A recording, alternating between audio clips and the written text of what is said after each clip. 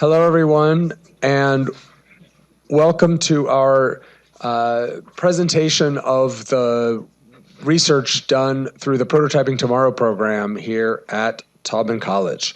I'm going to say just a couple words about this research incentive grant program, and then we will hear in concise 5-minute, or in one case 5.5-minute presentations from the teams, some distillation of what they're discovering through this work. And then we'll have a chance to discuss what it all adds up to and what larger lessons we can take away from the family of projects in thinking about how we advance the state of knowledge in our disciplines. So many of you know that part of the strength of Taubman College among architecture and planning programs has been the high level of internal research support that the University of Michigan provides in general, and that Taubman College also provides by providing seed funding to our faculty from internal sources that help them do work that might not be possible for faculty at other institutions, and that help them get started on projects that subsequently win industry sponsorship or federal grants, or sort of set faculty up to partner with colleagues from other disciplines to secure larger sources of funding than what the college can provide. That's one of the great strengths to our creative practice and research enterprise here, and it's very, very visible to colleagues out there at other schools. For the whole time I have been a faculty member, everyone has talked about this kind of powerhouse Michigan faculty that is generating work often very early in a career that's supported at a higher level than what other institutions can offer. So that program has had different formats. Research through making funded making-centered architecture research for the past decade. Research on the city and research through planning have been shorter-lived initiatives supporting other sides of what the college does. And when I got here, I decided to merge those things into one program and call it Prototyping Tomorrow in order to emphasize the idea that our planning, urban design, and architecture faculty are very forward-looking. They are making discoveries that are going to shape the built environment in years and decades to come. And also to emphasize prototyping as an iterative and hopefully progressive practice. It seemed to me that research through making in particular had helped the college develop these world-class capacity to fabricate things for exhibition in galleries and to win awards and to establish the credibility to secure future grant funding. But I didn't see a lot of pathways toward deployment for some of the discoveries that faculty were making through that process. And so the emphasis on prototyping is hoping to get us all focused on what is the next stage once you make the first prototype here in the Fab Lab, or do the first collaboration with a community in Detroit to model a new idea about how to develop its streetscape. How do you test it, make it stronger, engage real-world feedback, and get toward the moment when that becomes a policy change in the city, zoning code, or when it becomes a new product that a company can bring to market that other architects can use. So that's the theme. And I've probably said more than enough, so I'll hand things off to our first presenters. This is the project called Breathing Territories, led by Kathy Velikov and Jeff Toon from Taubman College, with Ursula Kripa and Stephen Mueller from Texas Tech College of Architecture.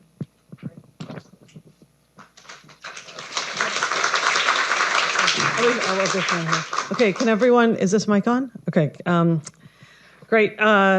Thank you all for being here, and on behalf of our team, I'd like to start by just thanking Dean Jonathan Massey for the Prototyping Tomorrow grant program and for making this type of experimental research possible. Also to Laura Wong and Katie Cole, who for organizing everything. Our presentation will be in the form of a video with live narration, and then we can unpack more of the details afterwards. Just trying to find the mess here. Okay. Breathing Territories. Wait. volume is too loud. Is this the presentation volume here? I just want to make sure it's not the mic volume. That's really heavy breathing. Okay, let's try this. I should have tested this. Okay, we're going to start again. All right, 1 second. All right, perfect. Okay, once again, breathing territories. Breathing territories prototypes modalities of visuality for climate matters.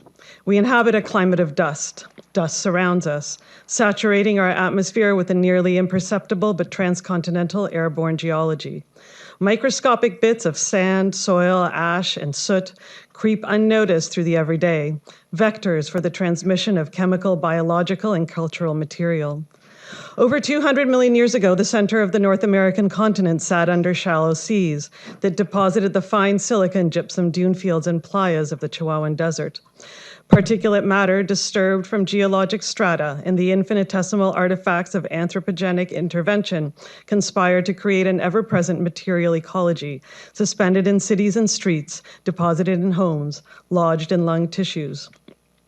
Accelerating transcontinental migrations of airborne particulate in the U.S.-Mexico borderland forged new and shifting binational territories, fluidly permeating boundaries between otherwise distinct nations, jurisdictions, and bodies. The binational desert metropolis of El Paso, Ciudad Juarez, increasingly divided by national security infrastructures, is yet joined by the cross-border atmosphere and the shared material carried in the dust. Visibility changes from day to day, the disappearing horizon a visual cue to the dangers of the air in the valley. But sometimes the dust is invisible when light conditions and the angle of view create blind spots. Daily visibility reports overgeneralize the territory and stand in contrast to sensible embodied experience. We develop algorithmic drawing strategies to pinpoint the most dangerous discrepancies. The drawings, like star maps, are armatures for enhancing and augmenting optical observation to enable a more immediate, public, and actionable understanding of dust conditions. We redraw the territory as layered horizons in an unrolled panorama, viewing simultaneously in every cardinal direction. Spherical projections allow for satellite imagery of historic dust events to be witnessed from a single point in space. Seasons in El Paso, Juarez are defined as much by dust as by temperature or rainfall. Airborne dust and windblown sand inundates the city, infiltrating inhabitants' respiratory tracts and causing significant threats to human health, safety, and life. Residents here have a 42% chance of encountering detrimental blowing dust on any given day. February to May is known as the dusty season. This is when the Pacific cold fronts blow from the southwest. They aerosolize the fine, loose particulates of the dry lake beds and the playas of the Chihuahuan Desert. These make their way into lung tissues, filling bodies with minerals from the ancient seabeds. From November to February, the backdoor cold fronts from the north and northeast make airborne the dry soils from the agricultural lands of the southern Great Plains, carrying with them dust laden with fertilizers and pesticides, dust from refineries, as well as dust from nearby military testing ranges. Within the city, surrounding mountains create temperature inversions that trap particular matter, including frequent occultations of the horizon with dust from unpaved roads, industrial emissions, vehicle exhaust, and brick kilns. We co-opt machine vision, climate modeling software, and computational particle modeling technologies to prototype ways of visualizing matters of the air territory in order to make these phenomena more tangible than representations through graphs and charts. The extreme dust event from April 15, 2003, its sources and trajectories of dust material, is now seen shifted from fixed planetary vision in the geographic grid to a more embodied aerial viewpoint, a viewpoint whose position is in motion and that emphasizes the contingency of the viewer. With this combination of synoptic, meso, and material scales, we argue for new languages of visuality that hybridize scientific and narrative techniques. Like climate change, the dust climate poses similar challenges in temporal and scalar cognition. Inverted planetary views can recast relations of air and ground. We attempt to prototype ways to capture the volumetric data from dust events using technologies to create a counteroptics of dust clouds. Using photogrammetry and a simulated dust event environment, we develop ways to rapidly capture and record the volume of a dust cloud using a smartphone as a means to radically mobilize and crowdsource the gathering of spatial information during dust events. Dust is not only a climate, but a material reality. Subject the sands of the Chihuahuan Desert to high heat and the silica sands vitrify while the gypsum consolidates and separates into a stratum. These prototypes appropriate technologies, techniques, and representational and material systems native to particle matter to reimagine the territory that particulate forms and affects. The project proposes a productive resonance between radical scalar shifts between a grain of dust and a binational desert. By interrogating the minute, we argue, we can recast the expanse. And then before we close, I'd like to acknowledge the team. Co-PIs Jeffrey Toon, as you all know, Ursula Krippa, and Stephen Mueller from Agency Architecture and Texas Tech University. They're here virtually on the screen, and our research assistant and graduate of the program, Zhuoshui Zhang. Thank you.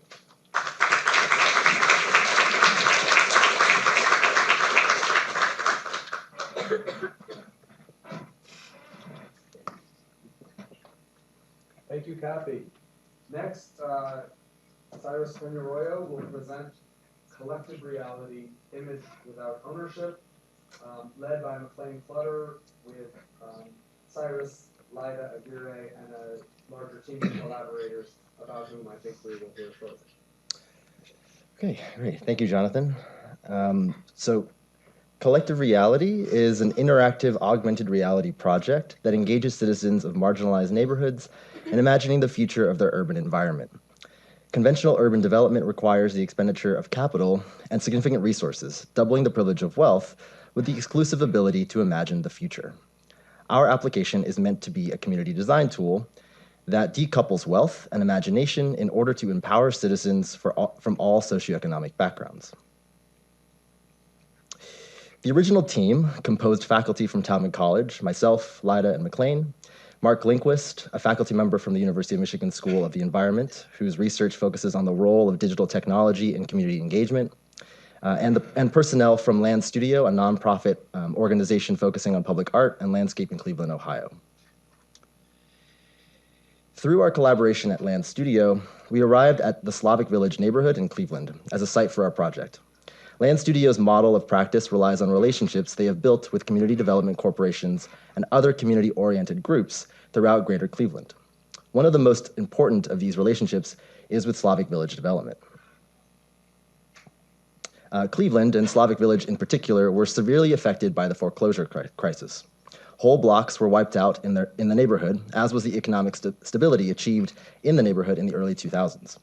SVD led the response to this disaster in their neighborhood, with approaches including demolition of abandoned and deteriorating structures, rehabilitation of many properties, and new construction. With Land Studio's guidance, SVD has embraced the arts and creative placemaking as a tool to revitalize the neighborhood's public realm. The strong working relationship Land has developed with the community in Slavic Village made Slavic Village seem like an ideal testing ground for this research. This prototyping phase of the project culminated in an installation in a public storefront space in Slavic Village that is intended to be a laboratory for the development of the collective reality software, in dialogue with the intended users. Composing a material palette of figural foam parts, steel frames, and digital objects that have been crowdsourced from digital photographs taken by the neighborhood residents, the installation includes tablets loaded with our augmented reality application that can recognize the foam figures when viewed through the steel frames. When the figures are recognized, the software prompts the user to interact with and manipulate digital models that appear on screen. The concept was that the public nature of the storefront on Fleet Avenue, a revitalizing commercial corridor, would entice people to visit the installation.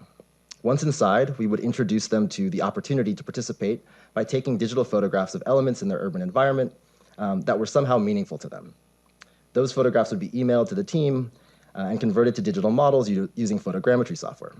And then visitors could come back the following week to find their photographs converted into digital models and featured within the AR installation. In doing so, the community members model modes of interaction that will be essential to the development of the collective reality software. Each week of the installation, we learned from the interaction community members had with our software, tweaking and adjusting it accordingly, and loading new digital objects into the software derived from photographs taken by community members.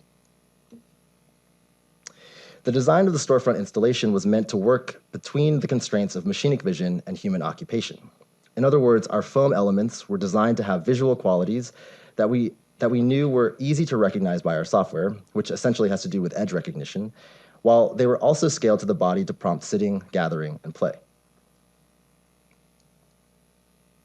The scattered organization of the foam elements were meant to prompt meandering and different configurations of social gathering, while the frames throughout the exhibition were thought of as prompts that would help participants to understand where to point the iPads in order to activate the AR. By the second week of the installation, and with some input from visitors to the exhibition, we were able to get the AR software running well, after considerable debugging and adjusting for the lighting conditions in the storefront. What has not worked as well to this point is the level of community participation. We have had some visitors, mostly from the design community, and have worked with LAN and SVD on social media campaigns to try to get certain community groups to visit, but the turnout has frankly not been what we had hoped. Our next steps are to continue to develop the project, tweaking the software to be more tolerant to varied lighting conditions, and taking the project to contexts where we might find more active participation. We are actively seeking further funding and have applied for opportunities such as the Knight Foundation's Immersive Technology and the Arts Grant. Ultimately, we would like to make the software more freely and readily available on a range of platforms, and to find a community partner somewhere that will work with us to collectively design a public space through the software and its capacity to expand access to imagination and about the urban environment. And I'll end with this slide with our team. And yeah, thank you.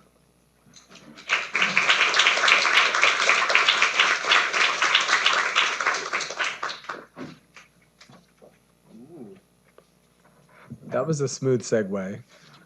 So here to present Compressed Light, our third project, is not Katie Newell, but someone else. Welcome.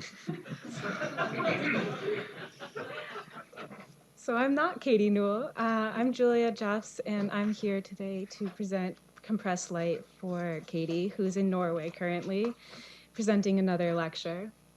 And so Compressed Light is really a physical research project that combines the material, structural, and visual properties of cast glass and concrete with its immediate environment. The work seeks to develop site-conscious and site-affected spatial volumes. At the core of these efforts is an interest and an insistence on connecting an architectural act more deeply to its surrounding geography and atmosphere. Underlying the material construction efforts and driving the research in its choices and assessment is the interest of the where. So the where question is important because it asks the design decisions to correlate a precise location in the world, meaning a precise light and a precise material palette. So we went to where we had to entangle, to sites where the shift of light is extreme and the ground is raw. We went to Stodafjordur, Iceland, where nestled in the fjords of Iceland. And by being placed in a very remote setting, the stakes are intentionally higher, and the surroundings are less tainted by the heavy hand of human construction. These remote conditions forced us to see. And the research deliverables discuss hyper-awareness to the site, linking together built work to the characteristics of the terrain and optical qualities of the surrounding shifts in light. So this played out in choices such as the site ingredients. These site ingredients include the black sands of Iceland to cast the glass, casting techniques, minimizing the formwork and heavy machinery as dedication to the labor of the work, becoming a light touch, and designing for the seasonal and daily shifts relevant for very high latitude lines, acknowledging, for example, the 4 a.m. extreme bright sun or the length of a winter night. Admittedly, sometimes we failed. There are complicated tumbles when one thinks of the consumption of energy, the longevity of building, or the choice of what ground to disrupt. We also wanted to bring in a sensitive pivot to asserting the immaterial qualities of an existing site as contributors to the material qualities and experiences of a space in its precise moment in time, season, and construction. So glass was driving our work and striving to entangle with the natural light and darkness of the site. It's 100% recyclable, and of all construction materials, glass does the most to articulate architecture's connections to its surrounding through the changing light effects. In relatively thin sheets, glass is intended to be unseen, to provide as much transparent surface area as possible. In the formation, it's often not structural, and receiving tension forces from the wind loads. In compression, glass performs well and demonstrates an uncanny combination of high strength and perfect transparency. So you'll see in a lot of these photographs the detail shot of the material and the glow. And the glow is a direct result of the glass being embedded into a particular light, the light of the site collapsing in the architecture. So pinned together with a concrete pour, a material with comparable compressive strength, density, and relatable movements and expansion contraction, the material construction of a building compresses wall thickness into a single element, while the boundary between interior and exterior is regulated across a plane. And so with the concrete as a host to the glass, the light shifts are amplified within an internal darkened space. So in regard to the concrete, the casting techniques came about as an interest to eliminate the formwork and utilize the ingredients that are already on the site, such as the water, the sand, the aggregate. And our process of casting concrete emphasizes the site as a host to the construction that is literally laid upon the terrain, embedding the earth onto its panels. The proposal also utilizes a slip cast element, and in this method, the formwork is greatly reduced and is reusable. So the outputs included compressed glass blocks, which studied the multitude of production and mold types, and with key interest in shifting from the opacity to transparency across a single thickness. This was driven by an interest in seeing the glass and not seeing through the glass, as well as the ability to control the privacy and visual transfer. The eye's ability to detect contrast, the laws of refraction as the glass relates to thickness and color, guided early understandings of forms. Later modifications became tied into how the glass could become left in place formwork for the concrete. And so we were able to test out these material attributes of glass on a larger scale with the design and fabrication of Eclipse, a prototype wall section that consists of nearly 2 tons of glass stacked in compression, and cut into diminishing thickness, which allows for a study in refraction, color shifts, ties to varying and variable light sources. And to engage in the realities of site casting, we've been pushing the design through the hypothetical site cast tilt-up warming shelter situated in the raised plateau of the eastern fjords of Iceland.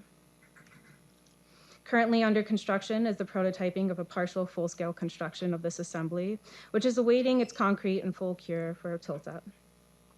And as we carry forward in the winter months approach the Northern Hemisphere, further work under the UMOR grant and our continued partnerships is projecting towards material studies with a proper record of the site and the light, especially in the winter darkness. And so as a means of gratitude and partnerships have only just started, the partners involved have added to the larger questions of how to make, where to make, the energy involved, and truly provoking what matters about the question of where. We're grateful for these opportunities and the work that is still pushing on to develop new ways of thinking and making as it relates to the terrain and the optical qualities of the site, and to retreat to where the surroundings are nothing more than everything. Thank you.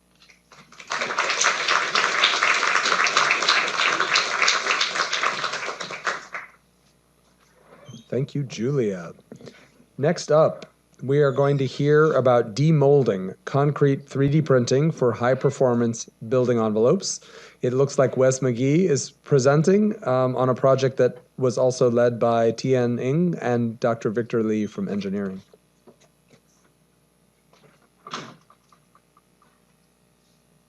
Okay, thanks, Jonathan. And I want to start out, of course, by thanking the Prototyping Tomorrow program for the funding. And I wanted to kind of start with my team slide here. This project's actually kind of been ongoing for a number of years, and this is the latest kind of team of it. We've had 3 postdocs cycle through, and also, of course, really a big thanks to the lab crew. They, in this project, things get very messy, and it's a lot of hands-on work whenever we do an experiment. And also Jacob Piles for his support. So why concrete? It's the second most used material in the world. It accounts for 8% of global CO2 emissions. But important for us is that it's really the only current material system that can support construction scale additive fabrication. You know, we work in a lot of materials, and I think digital fabrication has enormous potential to revolutionize the building industry further, but concrete is really a material that the world is addicted to, and we have to recognize that. So why 3D printing? 3D printing has a huge potential to reduce material usage. Of course, it imparts all kinds of geometric freedom to design and also performance optimizations. We want to eliminate formwork. Formwork is by far the most significant cost, especially in custom concrete manufacture, anything more complicated than a wall. And we can look toward new ideas such as continuously variable mixed properties. This is still kind of on the horizon idea. And for our research as designers and fabricators, it's really this material that has a closed loop design and fabrication process, which I'll talk a little bit more about. Specifically, we're working with Dr. Victor Lee's revolutionary material, which is called ECC, engineered cementitious composite. Cementitious composites are just a fancy word for concrete, but it includes other materials as well.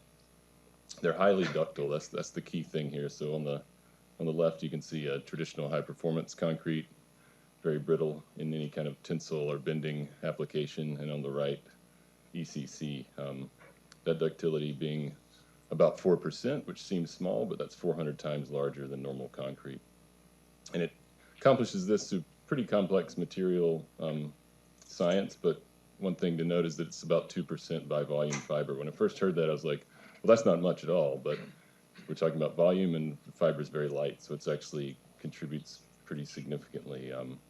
But it's very difficult to print. I definitely want to underscore that. People have been 3D printing concrete for about 20 years now. You would think it would have made it well into commercial application. One of the challenges, of course, is that it's not a strong material in tension, and ECC has the potential to support that, but it's very hard to print. So challenges: how do you pump the material but still make it buildable enough to build up vertically? And a new challenge, which we've kind of started to work more on, which isn't highly documented in the literature, is this idea of shapeability. So how do you get good bonds between the layers? How do you reinforce these structures beyond the integral fiber we talked about? And a big one that we're very concerned with is the surface finish. I think this is kind of the elephant in the room with 3D printing concrete. And people talk about it at conferences to no end, but no one actually ever seems to solve it. So we'll talk about that a little bit too. And then, of course, scalability and deployment. So I'll jump straight into things that we consider our innovations in this project so far. Layer thickness variability is kind of a complex one, but it's somewhat new. The idea of shaping beads also been studied before, but I think we've developed a new twist on it. More accurate simulations and a kind of a side idea of printing on a mold. So I won't get into super high detail here, but this is related to how we layer these things. On the left is a variable layer depth caused by a consistent Z spacing on a curved surface, so this is a problem. The state of the art has kind of suggested the second approach, which is the layers vary along the surface, so consistent distance, not consistent height. And the last two are where we're working, where we're shaping the layer. The third one is showing kind of a corbelling effect like brickwork, but still a problem in the very last slide, where we actually are printing in multi-axis with a shaping tool. And so what does shaping do? On the left is the kind of typical stack of concrete beads, which you've seen so much on Instagram, and on the right is the very subtle smile for me that you don't see much, which is suggesting that, wow, this is actually working. So just a quick 10-second video, hopefully. It's slow. Yeah, we learned a lot about tweening blurs thanks to Dean. So here you can see a tilting path, following a shape, doing its best to make a smooth surface as it goes.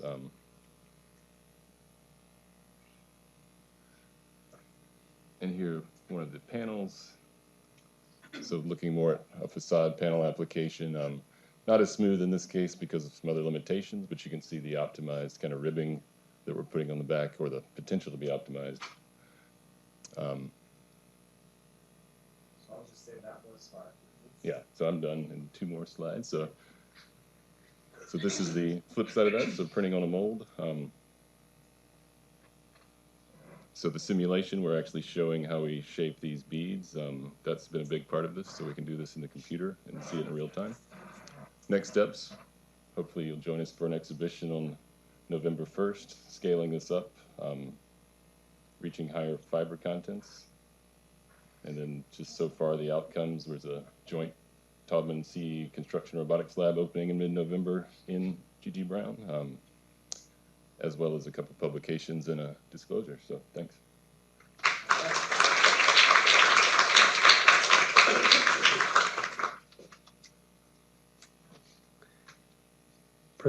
Presenting next in our third to last project, the title is Inclusive Sociosensory Theater.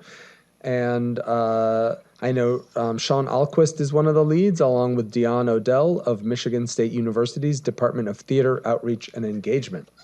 Welcome.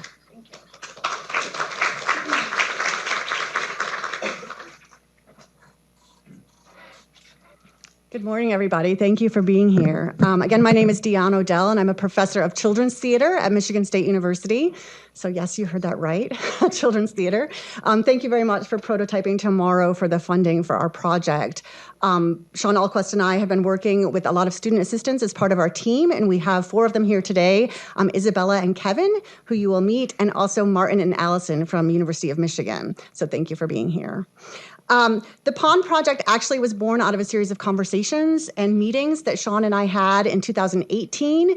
We were introduced and met prior to the Big Umbrella Festival, which was a festival in New York City for creative people and professionals that were all working towards creating work specifically for students with autism and other diagnoses.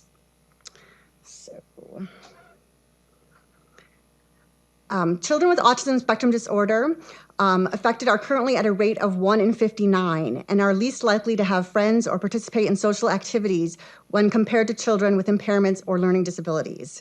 This is an issue of architectural concern where the immutability of environments, particularly public spaces for learning, play, and the arts, can detrimentally affect behavior and greatly limit peer-to-peer social interactions.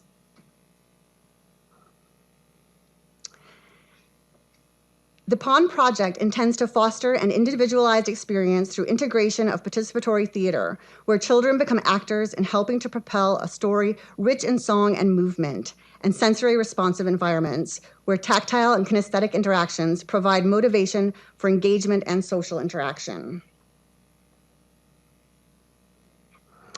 An overarching goal for the project is to provide children with the critical agency necessary to engage in a theater experience. This is done so by perceiving sensory vulnerabilities as sensory hyper-awareness. Children are given the freedom to tailor the multitude of sensory parameters in story, song, characters, visuals, and tactilicity to tap to their definition for an engaging level environmental and social stimulation. So core to this effort has been formulating a methodology for research. As shown here, this has been developed as a form of workshopping that brings together all participants in shaping the Pond Project: architects, theater actors, and children, starting with the earliest phases of development and following the video showcase the experience of our first workshop in developing the Pond Project. So we were very fortunate this past June to have 2 weeks to really, sorry. This is, pause it there for a minute. We were very fortunate this past June to have 2 weeks to come together and really workshop some ideas. A lot of the work, again, is very multisensory and interactive between children and the artists and the actors through song and play and movement. And we really wanted to test out and see what was going to work with the children and what wasn't. So the University of Michigan marketing team came and filmed some of the work that we did, and I think this gives a great example to showcase how the workshop went. Michigan State University, this is the auditorium building, and this is our arena theater space. I'm in the architecture department at the University of Michigan.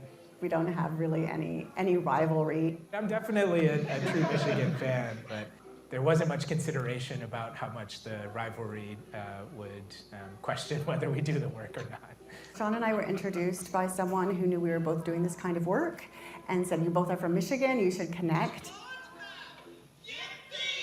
This project brings together my research, which is looking at the relationship between environment and behavior for children with autism, and then research and work in theater. I certainly don't have any background in architecture, and I don't think Sean has much background in theater, so that's been like really great to talk and try to sort out, okay, how is this exactly gonna work? And we've been figuring it out as we go.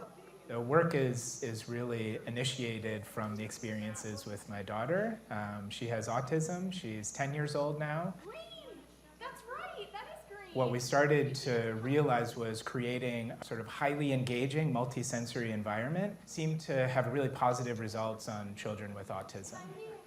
We kind of take the students on a journey throughout the pond. So they meet the characters, they sing songs, they go on a little adventure. So it's not as plot-driven as traditional theater. How can we, learn about the activities that are involved in making friends and do it with a pelican and a frog as opposed to, two adults in a therapy room?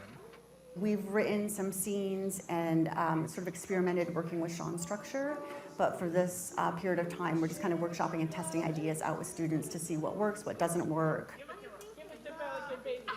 The challenges that my daughter faces, those are the things that initiate a lot of the ideas to explore in the research. Some situations are incredibly problematic, but on the reverse side, some situations are incredibly positive and reinforcing and exceptionally engaging for her. In those moments, that's when some really exciting learning and kind of building of social bonds can happen. Okay. So that's 5 minutes, but I just do have one more slide to talk about the future of the workshop and the project. So one exciting... Someone else today. Sorry, gang. I'm just a little bit hungry. Does anyone have any eggs or fish that I can eat over here? Oh, there's one in the front. Oh, thank you. So one exciting thing that's happening is we will be featured in the program for the University of Michigan State football game coming up. So you may see some more of Pelican Pacey featured. We also will complete the grant funding in May of this coming spring, 2020, and do another workshop where we're able to do the play in its entire sequence. And after that, we are securing future funding to go out to Omaha to the Common Senses Festival in August of 2020 with some other partnerships on the horizon. So thank you, Pacey. Thanks, everyone. Thank you. Some of you might have some random fish under your suitcase. He eats fish as well. Wow, I have to believe that's a first for Tubman College, and I'm very excited about it. Congratulations and thank you. So next we'll hear about informal and sustainable, designing anticipatory urban strategies for young informal occupations in Sao Paulo, Brazil. With project leaders Ana Paula Pimentel Walker and Maria Arquero de Alarcón.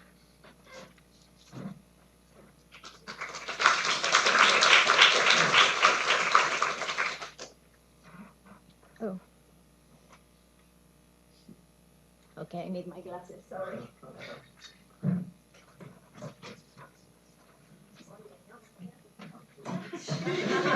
This is on me. Ta-da. So I'm not here. This is supposed to be a video that tells the story about itself. Here we go.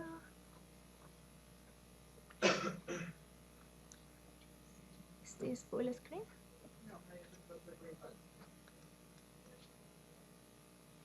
Bonk. Thank you, everybody.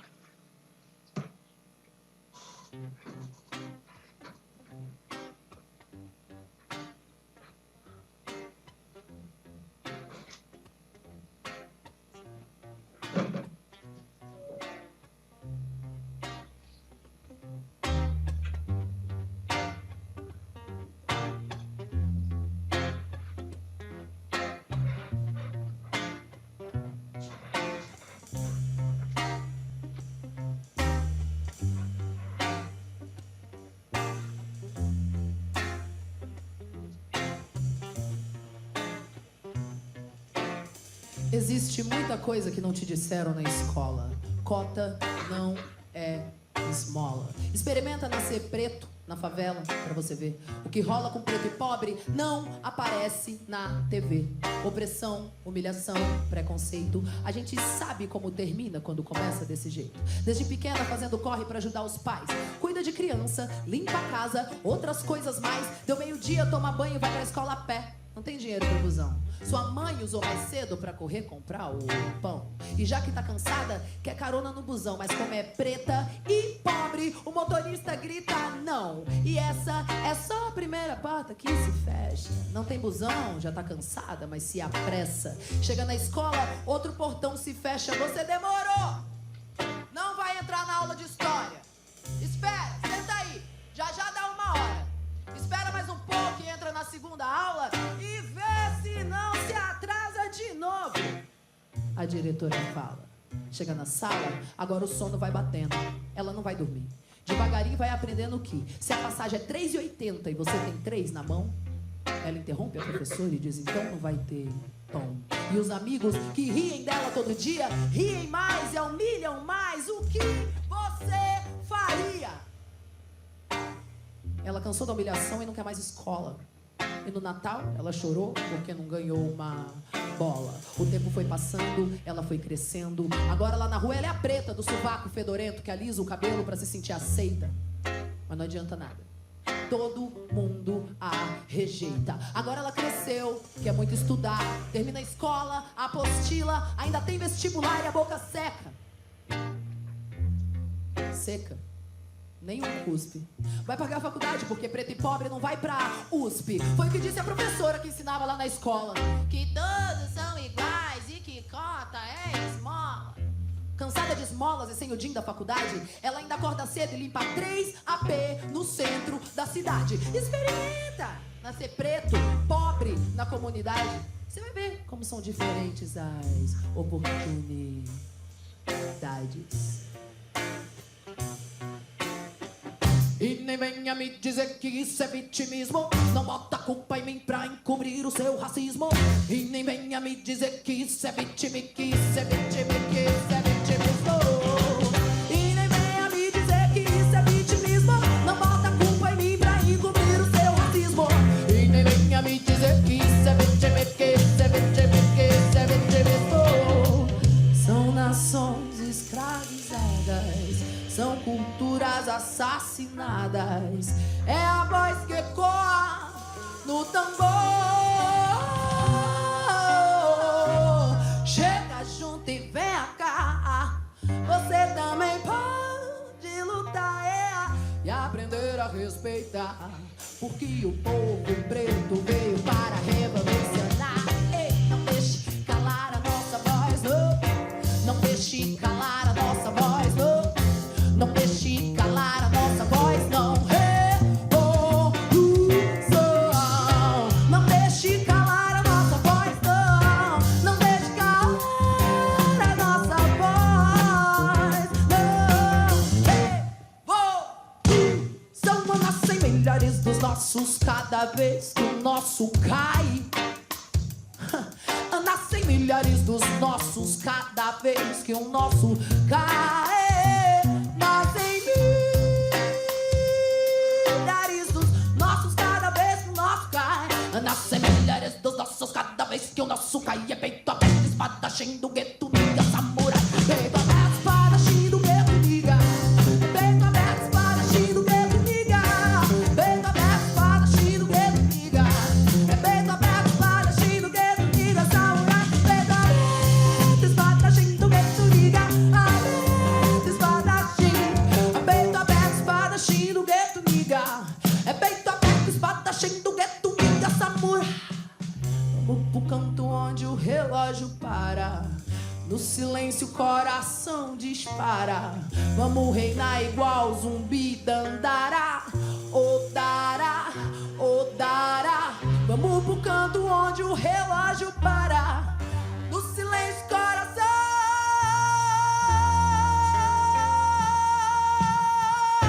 dispara. Odará, odará.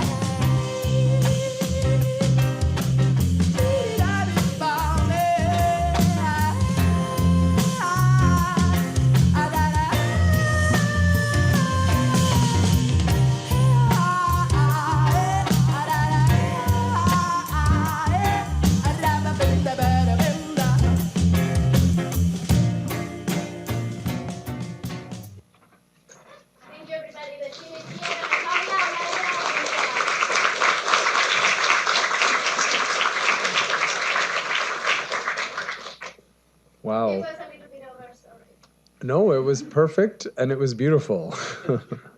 Last up, Post Rock, applying evidence-based entrepreneurship to fabrication research, led by Meredith Miller and Tom Moran.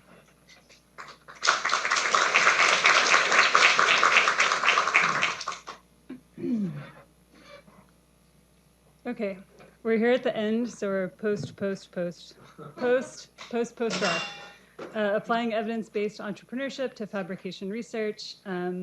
And I won't go through all the thanks, but I do want to thank Divya Patil Hingarkar from the Center for Entrepreneurship, who has really been leading us through this.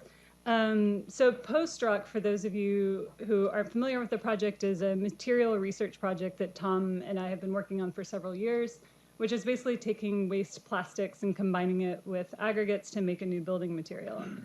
But we got to the point where we were trying to imagine how this could actually have impact beyond installations and kind of one-off projects. So how could we turn this experimental material into an actual building product?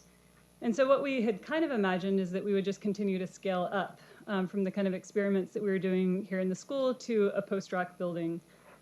But what it actually has looked like for us is way more complicated, and I won't be able to unpack all of it today, but we thought we could kind of offer a little bit of what we've gone through, because we see it as maybe a model for other designers who also have similar ambitions. So a little bit of background, with the Research Through Making grant in 2015, we started simulating a material called plastaglomerate. This exists. This is rocks that are forming out of waste plastics in the ocean, combining with sand and seashells and rocks. So we were speculating on how this could be a solution for all the waste plastics if we started building with this. And so we started very small and we worked our way up. The research kind of entered our practice with team, and we built this large column as the kind of first full-scale instantiation of it. We realized we had some IP, so we started working with the Office of Tech Transfer to file for a patent. And they sort of, asked us these questions that made us return to what is the application, because the patent is what's called a process patent, not a kind of product patent. So the question remained, what do we do with this process? How do we apply it? So Prototyping Tomorrow, thank you, Jonathan, came at the right moment for us, which was, how do we make this into a product? So that kicked off a series of introductions and meetings, the Office of Business Engagement and also Center for Entrepreneurship, who we decided would be a good partner in trying to answer this question. They introduced us to a course that's called Introduction to Customer Discovery, which is part of the I-Core and SF curriculum. We did this in the summer of 2018. And this is based on evidence-based entrepreneurship, which is a systematic approach to business development that emphasizes learning at the early stages.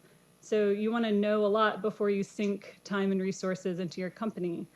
So you gather information from different sources in order to challenge or verify your business proposition. So this means going out and talking to people. They say get out of the building and do interviews. So we interviewed in 3 weeks over around 35 people from architecture firms, but also regulation organizations, professional organizations, manufacturers, and so on. And we were testing the assumption that the architecture world, the building world, would love a recycled product. We thought that we would have to tone down the weirdness of the aesthetics. We thought we would have to make it really cheaply. What we learned after talking to people is that, at least in terms of gaining lead points, recycled content is not a big deal because it's only a couple points.